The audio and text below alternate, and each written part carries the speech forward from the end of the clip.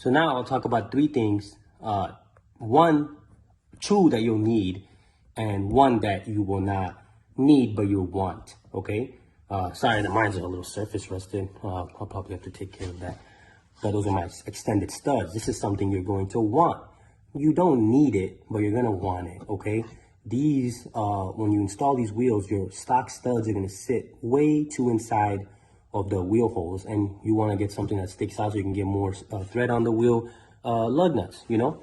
So the lug nuts you're gonna need, I went with these are the lug nuts that you're gonna need that have an opening so they can go all the way on, because the stock lugs are like cap style, so they won't be able to screw on all the way. So you'll need something like this. These are made by a ton of companies. UPR makes some, Billet Pro Shop makes some, so I can link that stuff down below in the comments or in the description.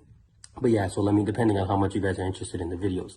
And then the studs as well, and then the brakes. You're gonna need the brakes. A lot of guys do the cheaper route where they'll get the S197 caliper and rotor, but I wouldn't do that. I would just go ahead and get something like a Bear. That's the cheapest one. Then you have other options too, like TBM, Strange, Aerospace, and you can go with anything that you want with a small brake kit and it should fit. But I know the Bear ones work for sure. So I went with those, and they've been great for me. The install has to be important with these because some people do have issues with them.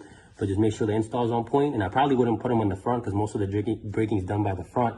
But I just put them in the rear because the rears don't take much of a brake load, you know? So yeah. Last thing we're gonna talk about is the back spacing and the pad level. All right, so we're gonna need either a medium pad or a high pad for this. You can call weld when you're placing your order and double check if you get welds that you will need a medium pad or a high pad, because I am not sure, but from when I spoke to them, they said a low pad would not work. Okay, so either a medium pad or a high pad, and you're gonna want the 6.5 inch backspace, okay? Not the 5, not the 4, because I see some that have a 4.5 inch backspace. You're not gonna want that, okay?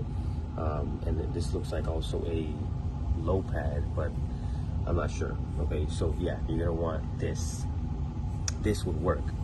15 by 9.33 mid pad and a 6.5 backspace. I think mine's a medium pad as well. I think a medium pad is probably the safest bet. Okay, so that's one thing to remember.